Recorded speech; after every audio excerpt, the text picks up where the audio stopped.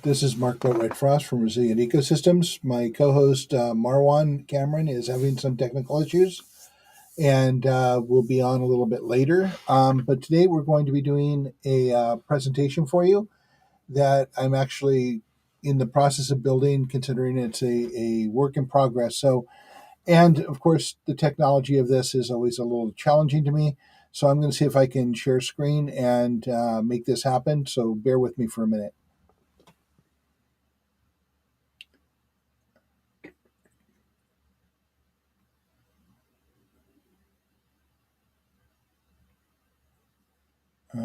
Okay, that's not it.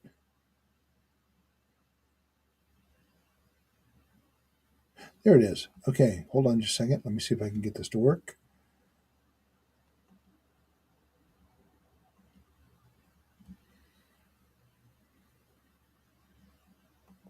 There we are.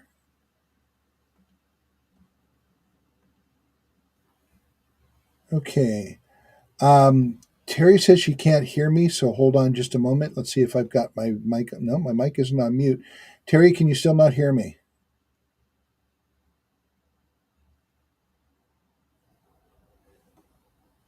Okay. Let's see what we got going on here.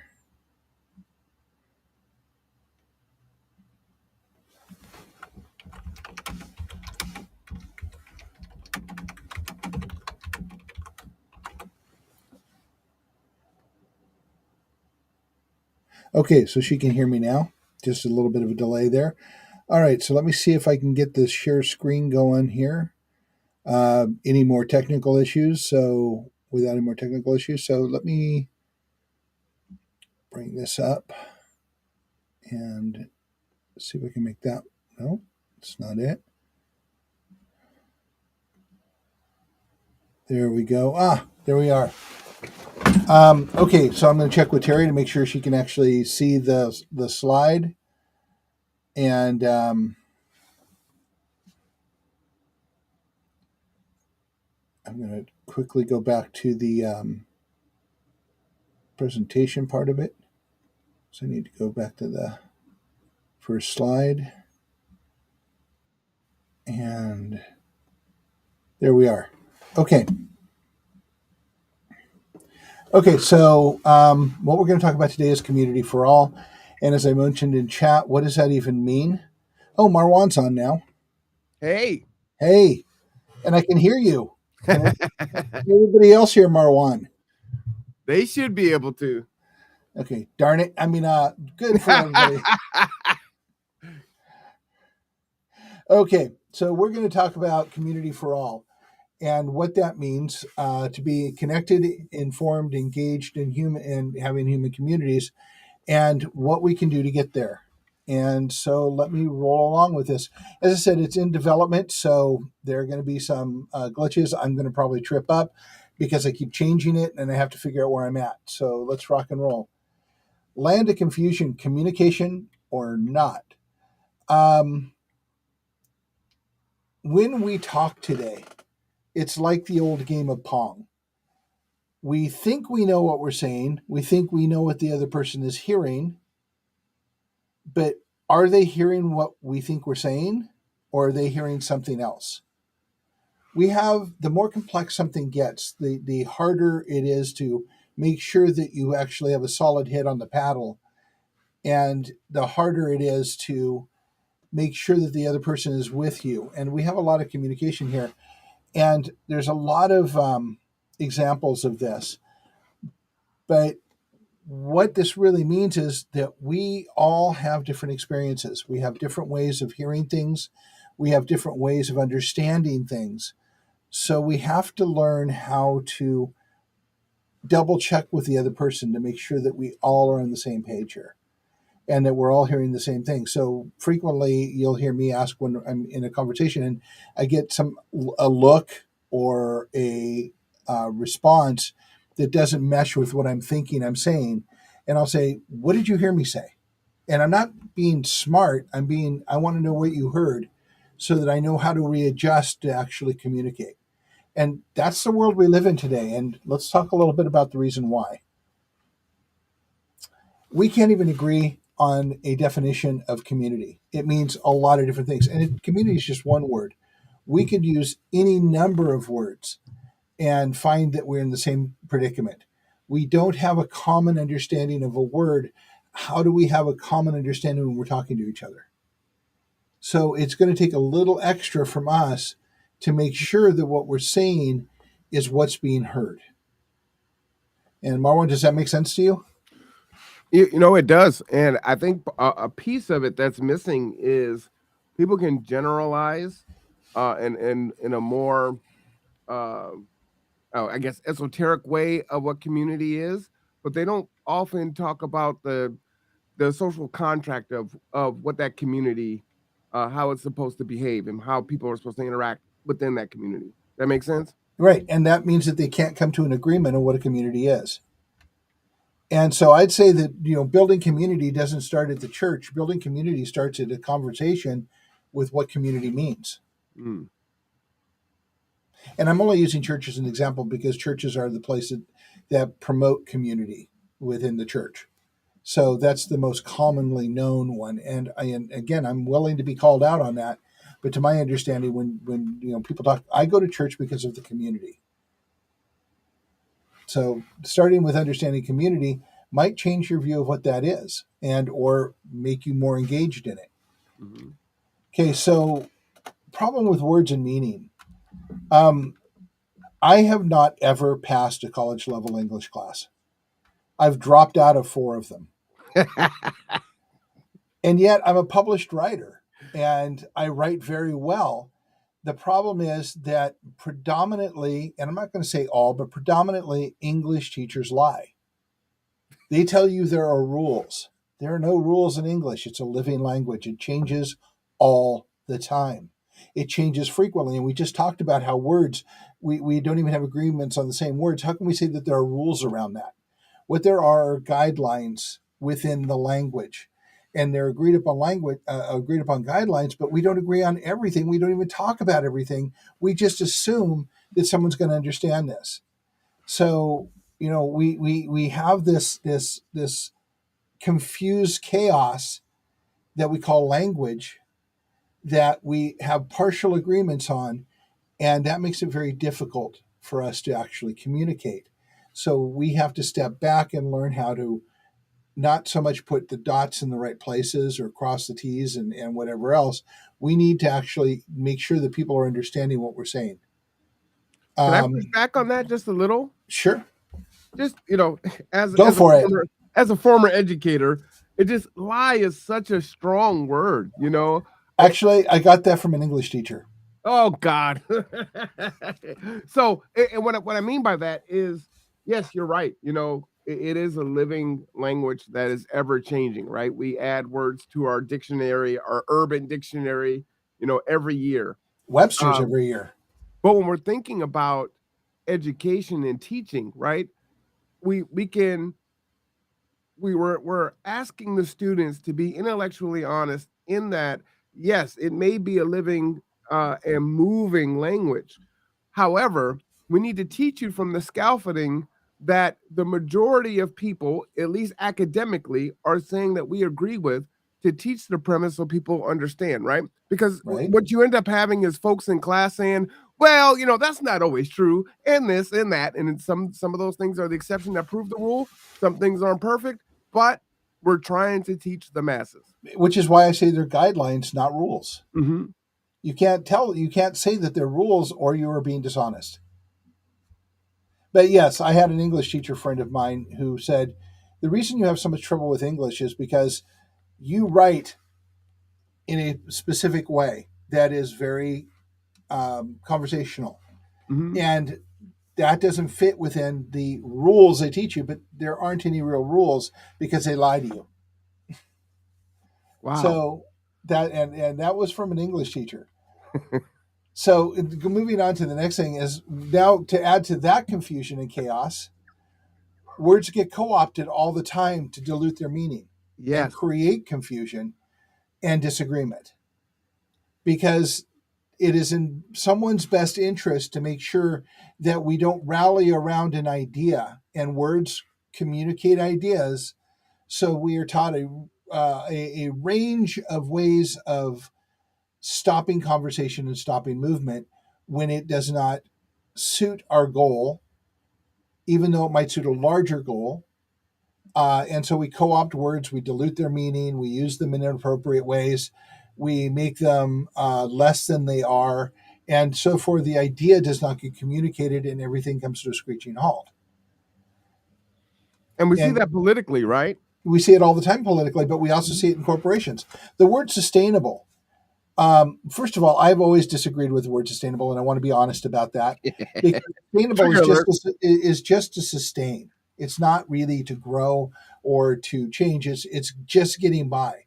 And I don't think we need to be just getting by. I think we need to be creating an area where we thrive, to where we are resilient, where we can actually create capacity. But again, the idea of that gets diluted because capacity suddenly means corporate profit and profit for the few and all of the rest of the stuff. When what I'm really talking about is everybody needs to live, everybody needs to have shelter, everybody needs to have food, everybody needs to have health care, everybody needs to have education, everybody has to have access to clean water, and everybody needs to be educated to a place where they can fulfill their own drive to the highest level that they can possibly do. And we need to support them to do that. And to me, that's creating capacity. That's creating capacity to change the broken things in our world. But that's what I use, and sustain doesn't really do that for me. Resilience does. So, but even the word sustain and sustainable have been so diluted as to be meaningless.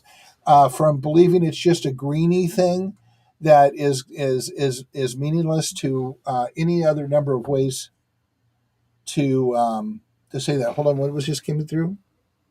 Well, Tamika. Okay. Hey. So there are lots of ways that we end up in disagreements for things that we would probably agree on if we could just make sure that we're hearing the same thing. And I am going to do a little trigger alert here and rant.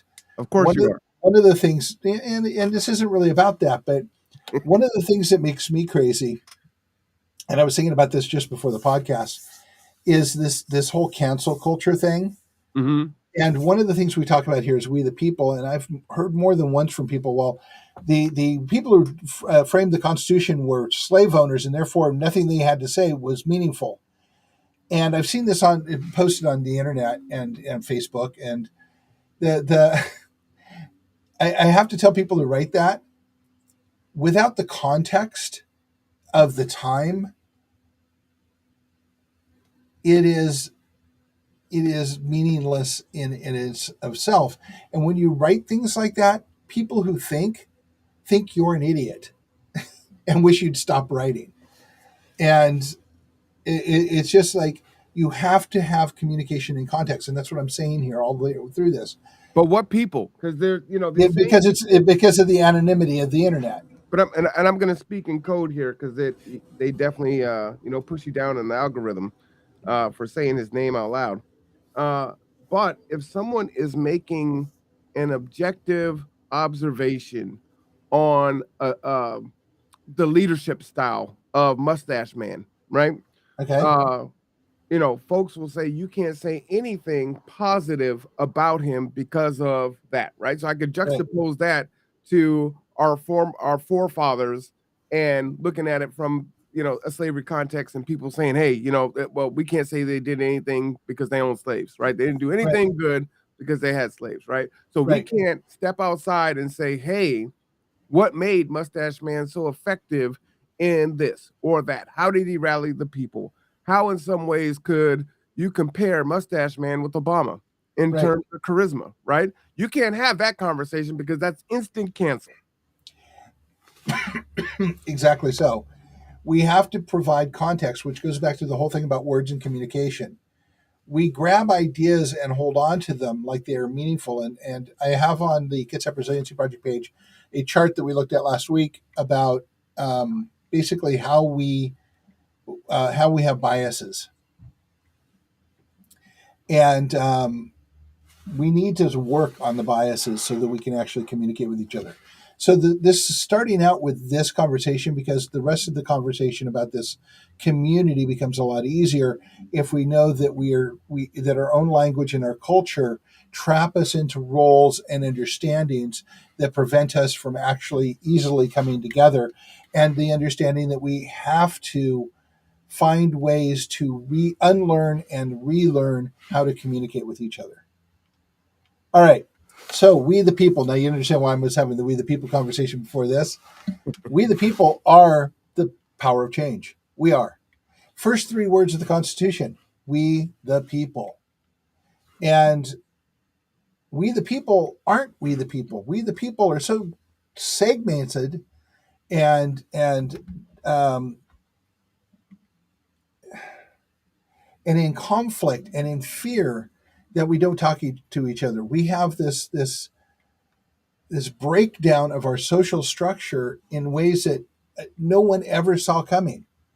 And while social media is a boon in connecting to people and things like COVID was almost like the last nail in the coffin to break down community and neighborhood and people getting together. People are still terrified to come out of their houses today, and are going to be for a while. So how do we make this? How do we more? Why do we need to make this difference now? And how do we make this difference now? And what difference is that? So let's continue on that. So, what is a connected community? It's a neighborhood where people talk to each other and work together.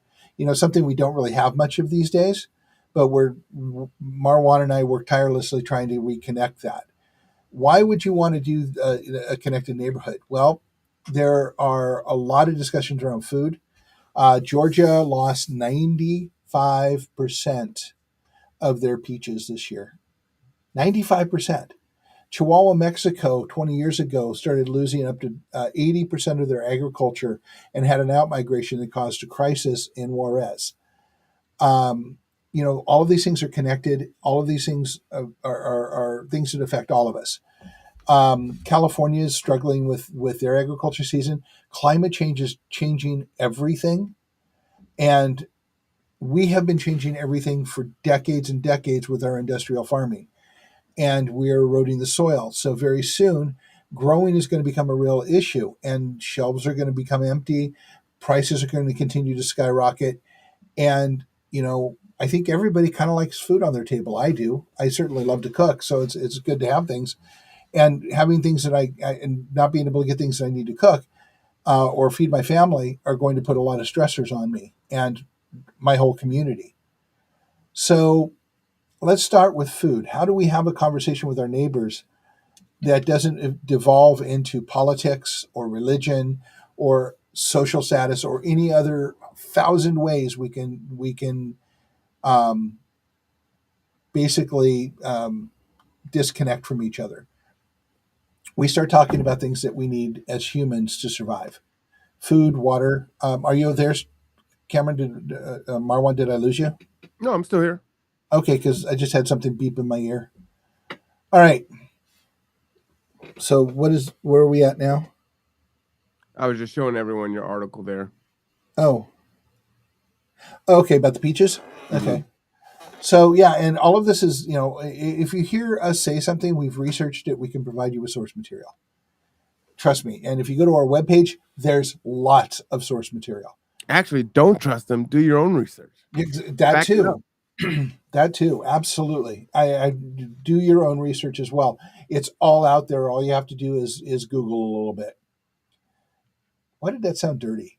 Anyway, it tells you where my head's at. So having a conversation about things like food, starting a community garden in someone's front yard or many people's front yard in your neighborhood, everybody helping a little bit, not even everybody, just a few people starting to help a little bit, and people start getting food and fruit and vegetables from the garden.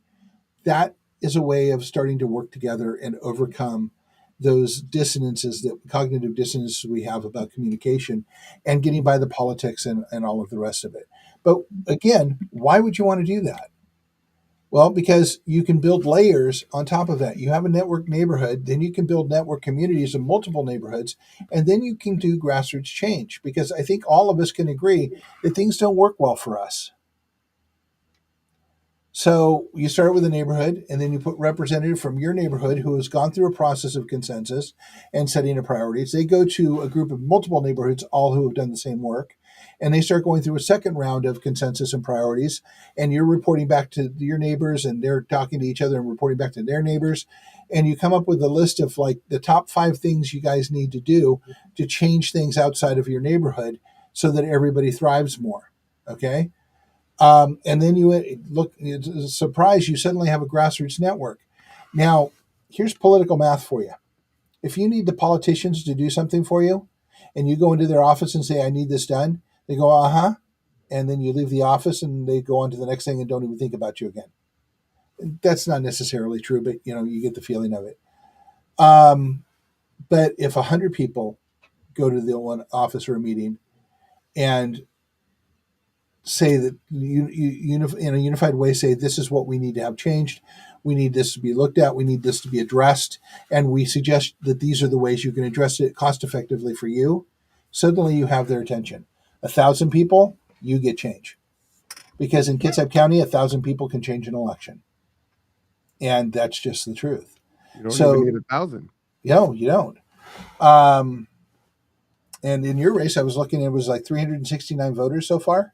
That's it. That's it. And there's that 369 people can change an election in the city of Bremerton. 150 people could. So grassroots is a real way of change. This is how we, the people, are supposed to work. Now, we've been taught that we go to our Congress people or representatives or our county commissioners, our city council people, and they're going to do it for us because we gave them an idea. It's not how it works. That they need a push, especially if they don't, it's not their area, I'm going to be nice here, area of expertise, or they don't understand the parameters around what you're needing. Being able to present them in a way that helps them understand and gives them the impetus of voters in the next election, you can get a lot more stuff done. And that's how we, the people, work. And there's your lesson of civics for today. So puzzling it out, it's like the next step is now what? We've got to start this. How are we going to start this? Why should we start this? And so I'm going to kind of give you the thought here is that think of it like a jigsaw puzzle. You start with the edges and figure out how to connect the edges. And actually Resilient Ecosystems has given you a good start on that. If you ask us to engage with you, we do it. We don't charge you for it. And we help you learn how to facilitate, how to unlearn some things, how to learn some things, and how to start engaging with people to determine what the picture in your neighborhood is going to be. And then from there, you pick what the picture in the community is going to be, what the picture in the city is going to be, what the picture in the county is going to be. And if more communities join into this, what the picture in the country is going to be. And we can change some amazing things together. And, we don't have to depend on polls. We just have to depend on talking to each other. And definitely agree with that. And we're all part of the puzzle. Every one of us is a piece to this puzzle. And unless you bring your voice and yourself to the table with your points of view and you learn how to communicate with each other and ask each other what you mean so that you can get by the preconceived notions about what the other person's saying and your own filters, and you get to a place, I know this sounds like a lot of hard work, but once you practice it, it's really not. And if everybody starts practicing it in your neighborhood and you get to a place where you can communicate, it's a beautiful thing. And lots of good stuff can be done. And you'll find you really have a better quality of life and you have a lot more comfort and security because you and your neighbors are working together. Well, what makes it so difficult is the powers that be make it so difficult for folks to engage and to trust, right? They sow all of this distrust. They say, hey, you're so far apart on so many issues that you couldn't dare talk to your neighbor or create community, because that's kind of the word of the day today. And so folks are resistant, right?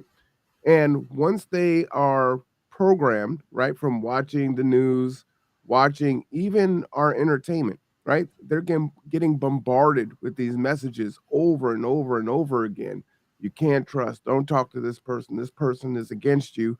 Then we lock our doors, we shut our shades, and we keep to ourselves, right? And we don't build. But if you just step back and you listen, right? And if you really try to pick through the BS of it, people are all saying the same thing, right? Yeah, they They are. want health, they want safety, they want their families, they want their children to thrive and be resilient, right? They want to be able to live in peace, pursue the things that they want to pursue. Everyone is saying the same thing in that regard, but there's so much garbage that's in between it that we start believing our own BS, right? Yep. And then we perpetuate it. And it Yeah. doesn't matter what echo chamber you're in, not to mention, social media and how the algorithm, basically parrots back to you what it is that you're searching for, right? So it's You not look at really one thing negative and you're going to get flooded with it. right. Yeah. And so one of the things that I'm going to say here, because we're kind of like at the moving into the real communication thing, is we are taught many tricks of how to stop an idea from forming, and we talked about that in communication. I'm going to talk about it a little more now. One of our board members was talking to somebody about the whole idea of having all of our basic needs met, and the first question out of their mouth was, "How are we going to pay for this? And how's it going to get paid for?" Well, okay, it sounds like a reasonable question, okay? But when an idea starts, you don't always know the answers to everything.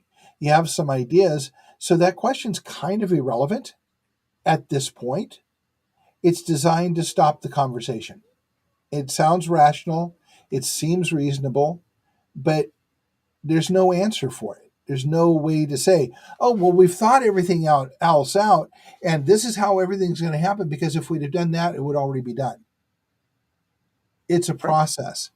And so when somebody asks a question like that, we can just say, okay, so I understand your question and I understand the relevance of that in the whole picture, but it's not a question that could be answered at the beginning. It's a question that can be answered as the process moves forward. And we are going to have to change some of the ways we approach things, Grassroots Network, in order to answer that question. Does that make sense? Yeah, it does, and it's tough because you're doing two things at once, right? It's a hurry up and wait approach, or slow down because you have to build, but at the same time, there's this urgency that we needed to have done this decades ago. So we have to move with purpose and intention, but we also have to give it time to build a relationship, right? Right. And And to we allow and we all correction. have to roll up our sleeves and join. Yeah, We right. bring your piece to the table, because it's not going to happen without you. Facts. So so how do we do all of this? What we do is we look for community ambassadors. We look for people who are essentially a caring neighbor, who are driven to have a better life, who can see a bigger picture, have perspective. I'm going to have to look around my camera. Has buy-in, are willing to be trained, are willing to do the work, and willing to be persistent about it. Lots of people in our culture are excited and get excited to see change, and they go and do a march and nothing happens. Persistence is really the answer here, the continuity. And this is why we start with the neighborhood and build to the community and build to the grassroots networks, because you build consistency, you build continuity, you build persistence, you build will of the people through the process of building consensus. And you understand that it's a march that's going to take decades and generations to complete. And we start teaching our children to do the same thing. And that's how we work it. And I think I've shared before, marching is obviously a tool. Terry says generational uh, work. It can be a tool, but I see it being ineffective because it's the same thing when people put the black square on social media, right? It's like, oh, I marched, so everything is going to change. That's one little thing, but that you really didn't take the action that's needed to facilitate the change. No, you said something, and then you went back to your house, sat down, and watched the ball game, Yeah. and that's all that happened. And politicians are immune to that now. What they aren't immune to is 1,000 people saying this needs to happen. and we are going to keep at it, and we will replace you until we find somebody who will do the work. Well, and here's the thing. If you end up tearing up, the things in your neighborhood, right? It's just a further setback. Right. So what did that actually do at the end of the day? Set you back. But together you can move forward. And that's really the only way you can move forward. And I'm not a real big one right way person, but in this, it's human nature. We need to move forward together, which means we have to overcome the divisiveness that we have pumped at us 24/7. I don't even get a word for that. How about I give you that? Okay, there we go. All right. So, there's nothing but good that comes out of this. I mean, you grow food together, you break bread together, you learn each other, you start sharing skills. Somebody in your neighborhood knows how to do taxes, which none of us want to do. But you know how to work on a car. Her car needs work, so you work on her car, she does your taxes for you. Everybody comes ahead. Someone in your neighborhood has CPR training or is a medical professional. If bad things happen, it's nice to know who in your neighborhood you can rely on to help out. And everybody has a skill. This is just me scratching my head for 30 seconds to figure something out. But everybody has skills that they can share with each other. And the basis of that all starts with the garden. Grow a garden. Be secure. Make sure you have food. Make sure that you guys talk about how to come together if something really bad happens. And don't say nothing really bad will ever happen. Look at what's happening all over the country. Washington State has been spared for a large part of it, but that doesn't mean we're always going to be spared. Last February, we had a 100-degree plus day. February. It's changing here too, and we need to be paying attention to it. One of the things that we need to pay attention to is the fact that we have so many water districts we can't count them, and nobody knows what the water tables in Kitsap County are doing, and we're all aquifer here. Mm-hmm. People want to bring in 500,000 more people. Do we have the water to support that? They're thinking about the money that represents. They're not thinking about the infrastructure needed and the knowledge needed to make sure we can even do that. They are not. And that's a political look at things, not a real look at things. So what's the hurry? Why now? Well, Cascadia Rising, that's a quake and tsunami that we're in the window of. And we need to start paying some serious attention to that because it happens every 250 or 450 years, and we're at 320 something, 323, almost 324 years. So that's a 9 magnitude quake that goes from South Vancouver Island, all the way to Crescent City, California. And it's going to wash out a lot of the ocean front. It's going to raise the water and throw a tsunami down the Puget Sound. It's going to take out a lot of Western Seattle. It's going to create power outages. And for Kitsap Peninsula, we're a peninsula. We're going to have real problem with getting food in here and things that we need in here. And power could be out for a very long time, according to FEMA. We have climate change. We're already seeing the impacts of that.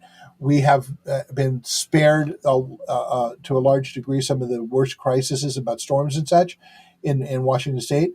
But storms elsewhere create disruption in food and power and other things that we need because it all comes from somewhere else. We have environmental degradation. Again, soil is eroding, and soil health across the country is degrading. There are several studies actually, that say that we have lost 50% of the nutritional value of our food since the 1950s because of the way we grow food. And we're going to have depredation of resources. We're already stripping our resources bare and not the irreplaceable resources, lithium-ion batteries. God loves, lithium-ion batteries for your cell phone and for your laptop and for your car and everything else. But lithium is extremely rare. Not to mention that slave labor and child labor is used to get it in many of the countries where it is. But it is not a replaceable resource. So we need to start paying attention to these things because they're going to bite us in the butt sooner rather than later. And in some cases, they're already doing so, creating the domino effect. Dominoes are already cascading, and they're going to cascade faster. And while, again, Washington State has not felt the heavy impact of it, let's talk about climate refugees. People in Arizona who have 120, 130 degree days and it's going to get hotter, where do you think they're going to go when they can't live down there anymore?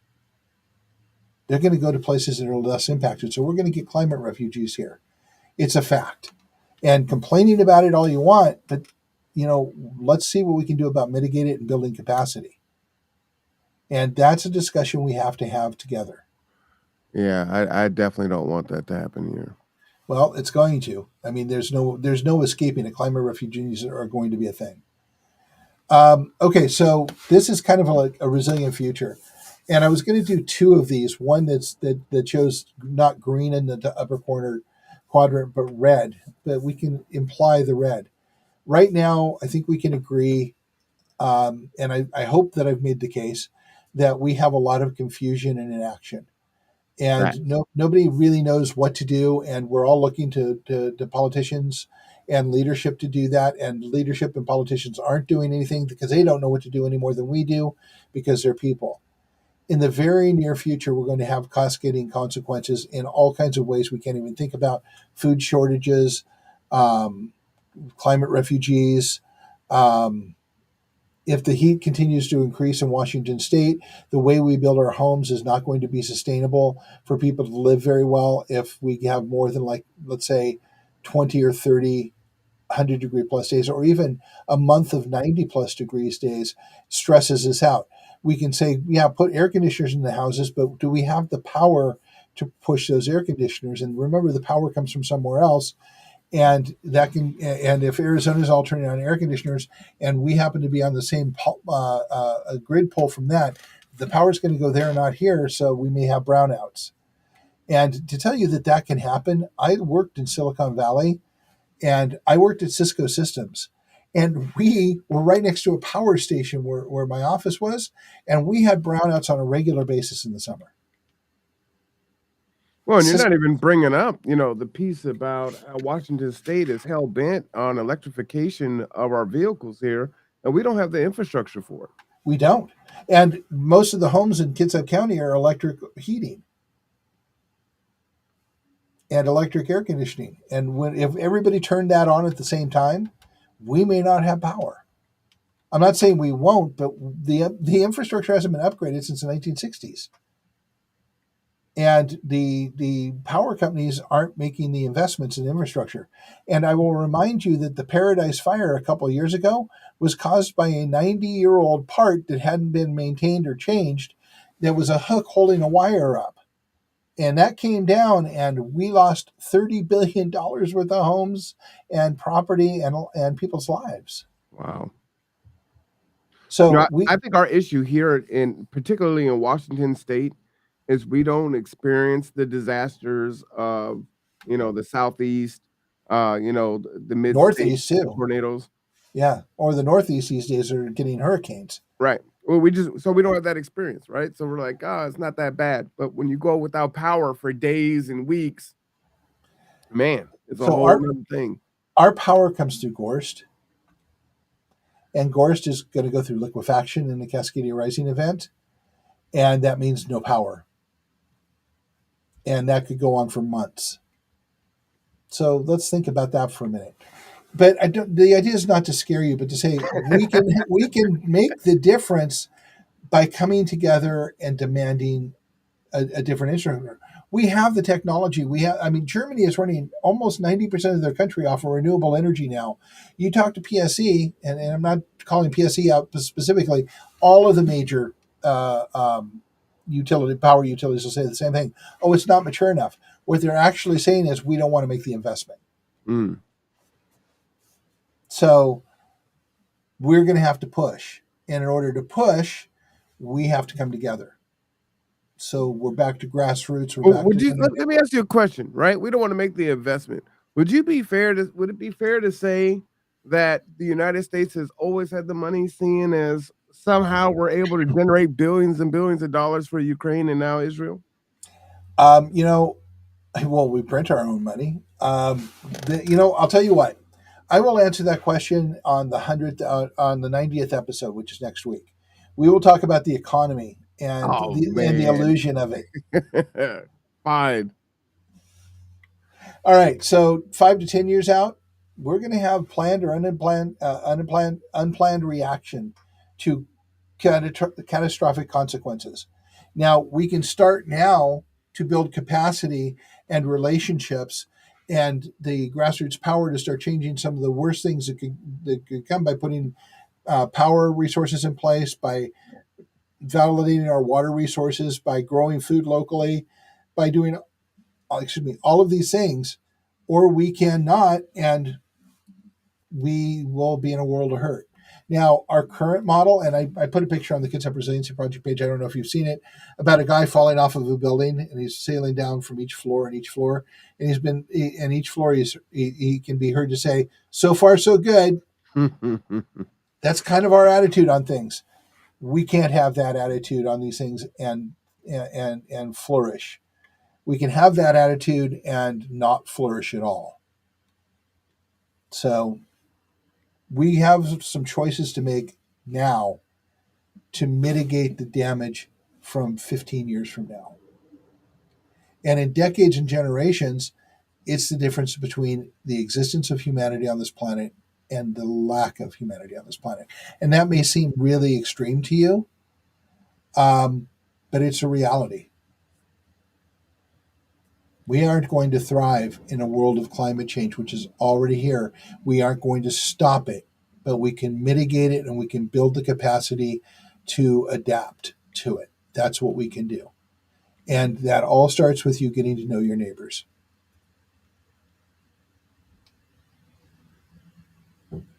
So all you need is each other, and you need to get out of your comfort zone and overcome your fear. Easy, right? No. We've been working on it for a minute. It's difficult. Yeah. Tremendously difficult. Yeah. Isn't it amazing how we get in each other's way? Get in our own way. All right. So how much does it cost? Getting out of your comfort zone and embracing your humanity. Is that easy? Oh, hell no. What do you have to learn? It's more about what you have to unlearn and how you have to learn to connect and pay attention when you communicate to make sure that you are saying the same thing and hearing the same thing. And more importantly, you really need to learn how to listen so that you can hear nuance in what people are saying to see where you're misunderstanding what they are, because they may not know to ask if you're hearing what they think you're hearing. So you may have to go back and say, "Hey, this is what I'm hearing you say. Is that what you're saying?" Mm. And connect in that way so that you actually are starting to communicate with each other. And when they start getting frustrated, say, no, I don't mean to be frustrated. I think what you're saying is really, really important. I just want to make sure I'm understanding it. So it's important to check back and forth to make sure that that's going on. And What I then, would just say here, Mark, yeah, go ahead. just on that slide there, how much does it cost? I would say that it is far less inexpensive to build community, and it's far more expensive to the absence of it. Yeah. And not to pour into it and lean into it. Yeah, and not to mention, community equals security. Somebody's got your back. Mm-hmm. And that's vital in this day and age. So you need to embrace your community and you need to embrace your humanity. And here's the good news: we're wired for community. It's all the messaging that screws up that wiring. We just need to clear that stuff out of the way. And I will gladly say I stole the "How did we manage to make" comment from the newsroom, which was written by Aaron Sorkin, who did West Wing and several other great shows. He has a way of turning a phrase that's beautiful. And it's like, how do we make the world a better place? We just decided to do it. So How I'm G2 asking, got here. huh? That's how G2 got here. Yeah, you just decided to do it. That's how resilient ecosystems got here. Mm-hmm. So So we are asking you to decide to do something different. And there you are.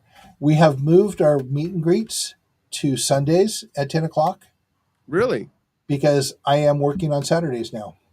Oh, I need to update the information there. Yep.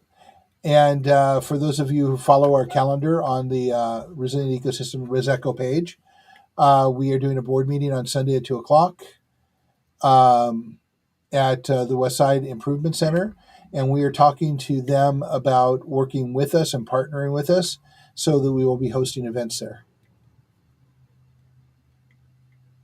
And that's this Sunday? This Sunday at 2 o'clock. Gotcha. Okay. And are you doing an open invitation for people to come and be a No, part of if they want to come and sit down, there's nothing we talk about that isn't open. But Gotcha. it's predominantly for the board. But we let people know where we're at because we believe in transparency. Gotcha. Okay. Is their kitchen going to be open? Not at 2 o'clock. No, but I would say more often or more often than are they going to have decent coffee? Yep. I will bring a box of coffee with me. Okay. I will just be coming from cups, so you know. That's what I'm saying. You know, it was at cup, so yeah. So we will be having that there in that way. Yeah. So we're just trying to put our foot in the door. We have just become Resilient Ecosystems has just become a member of Westside Improvement Club, which gives us the right to have meetings there. And we are talking about doing our Stone Soup event there. So nice. And this was originally presented to them on Monday. Really? Yeah. Okay. Excellent. I love hearing stuff like that. Yep. So that is this. And let me unshare my screen now. And we're back. We're back. And let me change it. Yeah, because there we go. Okay. Yeah, I think that's it's really appropriate, especially with the election being yesterday, right? Yep. And part of that is trying to build community, and that is exceedingly difficult to do. Definitely a lot of learned lessons on, what to do to try to build even more community. And one thing is to try to build it earlier, right? But I didn't know what I was going to do at the time. But it is difficult, and you have to continue to work at it and don't give up. And there are a solid core. I wish I could. I probably need to get permission to read some of the statements that were sent to me. But someone sent a really powerful email to me this morning. Let me see if I can read it without it revealing who they are. And that really spoke to the whole thing of community. Let me see if I can pull it up really quick. I think it's super appropriate for our conversation here. Okay, while you're doing that, Tomitka, you said "geez," and I was busy doing the presentation. I wasn't paying that much attention. Was there a specific thing that you were like questioning? I'd love to know because I think it was during the peaches thing. Oh, okay. Could make a really bad pun and say I was really fuzzy on that. No, but yeah. So this person wrote to me this morning and said, "I say this without any of my usual sarcasm, pathos, or bitterness. Last night I stood with people who were alive and working toward new lives because of you. I realized how proud I am of the work with two individuals and another person, and the people of Rock the Block watching them realize they had been accepted into a family. It was like watching people open their eyes for the first time to see the world as it is and as it might be. I was also proud to stand with you last night. Your work has touched so many, sir. And as I said a few weeks ago, I'm not sure that getting a little slice of city council was going to bring much more than additional pools of your time and an article in the Kitsap Sun. If you want to run again for D4 or county, whatever, let me know, and you can have my full support and participation if you want it. If you decide to put political office aside for the moment and juice your current program, let's talk about how you can use me to raise more money for all of my endeavors." So that was the first thing I saw this morning at 9:08. It was like, wow, it's pretty powerful. And I've got a few emails like that um, from folks that I didn't expect to, hear from in that capacity, right? And that's the community building. Yeah, we can't continue to do the same thing and expect a different outcome. And yes, I just paraphrased Alcoholics Anonymous is the insanity is doing the same thing over and over again and expecting a different outcome. Is that truly the origin of that? Well, as far as I can tell, and I did about a week's worth of research on it because it used to be attributed to Einstein, but he actually never said it. Mm. And so I had to go find out who did say it because I don't like to put up things that I haven't researched and found it out. And as far as I can tell, the origin is actually Alcoholics Anonymous. Got you. Okay.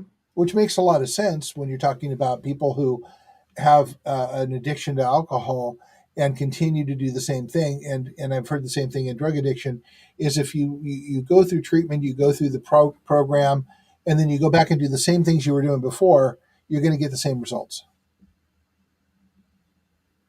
I don't know how old AA is, but it seems like that's been around. A That very long thing's time. been around a lot longer. You know what I mean? Yeah. Well, I think I remember reading this, and please somebody fact check me on this because I don't have my information in front of me. But AA has been around since at least the 1920s, from my understanding.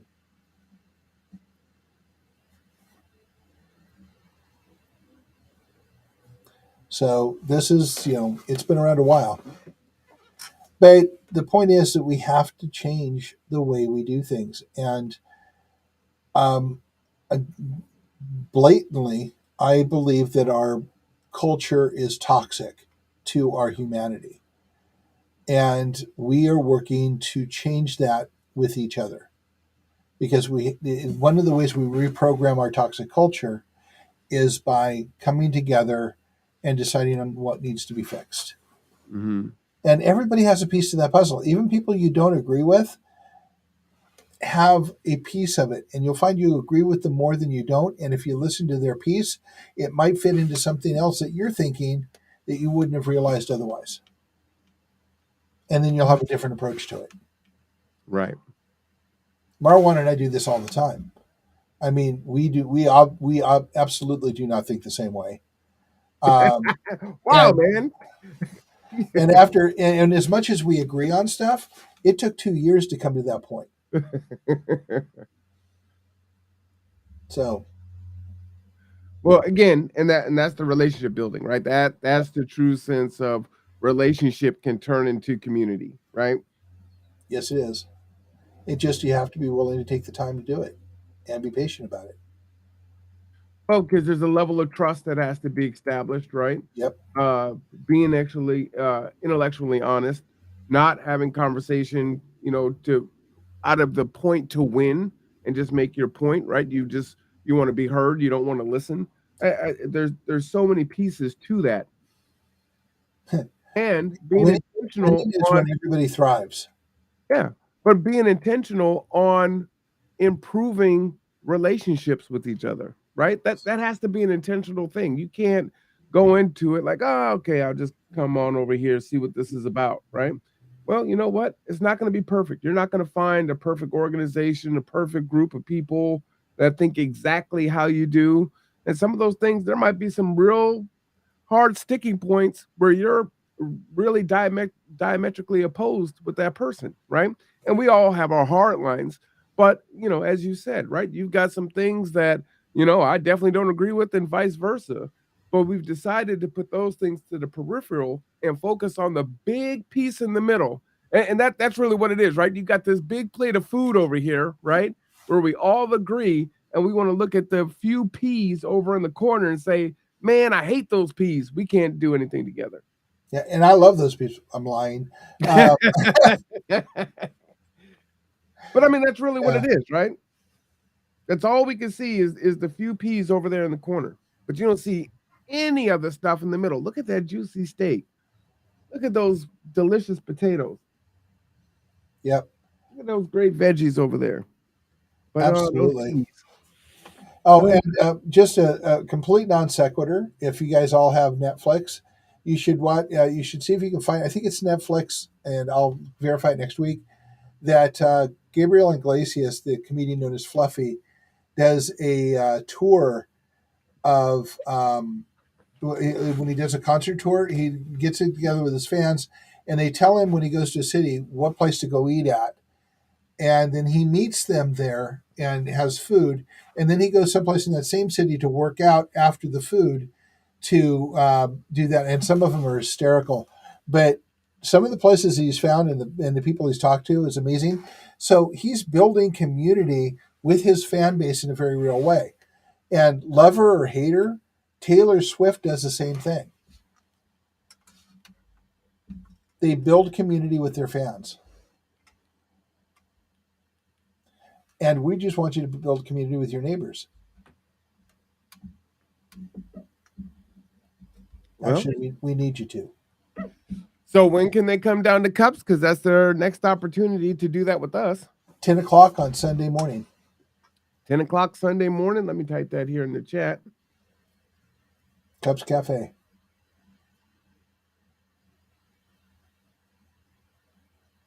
Cups Cafe. Where are they located? They are on 4th and Pacific. 4th and Pacific. And there's a great bookstore right across the hall. And a vinyl shop just inside the same building. So that's where we will be this Sunday, 10 a.m. Cups Cafe on 4th and Pacific. Excellent coffee. I had a dirty chai there, which is now my new favorite drink. Man, it was delicious. They have some great desserts. I believe they even have like sandwiches and things like that. They have gluten-free sandwiches. Mm-hmm. So yeah, they have good food. The people there are phenomenal, and we love going there to talk to folks. Yeah, they're friendly for sure. Yeah. Mhm. So come on down. Love to get to know you a little bit, chat it up, build community. Absolutely. And if you have questions for us, you want to tell us we're crazy, you want to have a deep conversation, join us. We're free and open to doing that.